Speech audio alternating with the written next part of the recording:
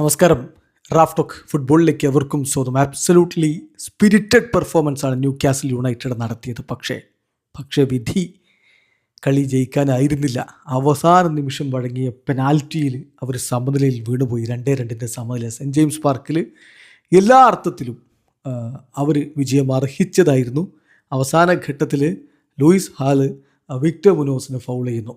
Referee പറയുന്ന ബോളിനല്ല, foul തന്നെ ചെയ്തതാണ് എന്നാണ് റഫറിയുടെ വിശദീകരണം വന്നത്. വാർ ആ പെനാൽറ്റി അപ്രൂവ് ചെയ്യുകയും ചെയ്തു. മാത്യാസ് ജെയ്സിൽ വളരെ അനിമേറ്റഡ് ആയിക്കൊണ്ട് പ്രതികരിച്ചു. പക്ഷേ വാർ അത് ഓവർടേൺ ചെയ്തില്ല, പെനാൽറ്റി എന്ന് തന്നെ വിളിച്ചു. ബട്ട് അൺഫോർച്ചുനേറ്റ്ലി ആ പെനാൽറ്റി ഗോളായതോടുകൂടി ന്യൂ കാസിൽ യുണൈറ്റഡ് അത്രയും സ്പിരിറ്റഡ് ആയിട്ട് കളിച്ചിട്ട് ജയിക്കാൻ കഴിയാതെ മടങ്ങുന്നു. വിവാദമായിട്ട് പലരും ന്യൂ കാസിൽ റോബ്ഡ് എന്നൊക്കെ പറയുന്നുണ്ട്.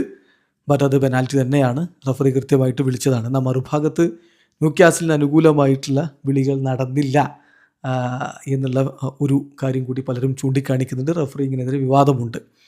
എന്തായാലും ഒടുവിൽ കളി 2-2 സമനിലയിലാണ് അവസാനിച്ചിരിക്കുന്നത്.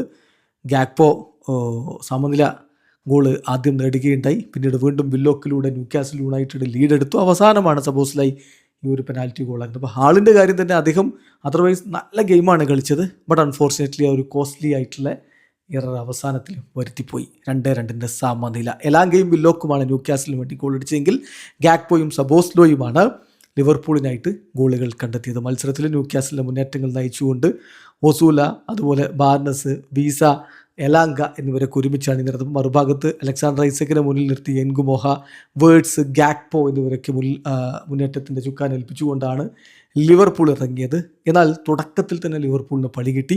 എലാങ്കയിലൂടെ ന്യൂ കാസിൽ ലീഡെടുത്തു. ആദ്യ പകുതി അവസാനിക്കുമ്പോൾ ന്യൂ കാസിലാണ് ലീഡിൽ ഉണ്ടായിരുന്നത്. രണ്ടാം പകുതിയുടെ 55-ാമത്തെ മിനിറ്റിലാണ് ഗാക്പോയിലൂടെ ഗോൾ മടക്കിയത് ലിവർപൂൾ. പക്ഷേ തൊട്ട് പിന്നാലെ വീണ്ടും ഗോൾ അടിച്ചു.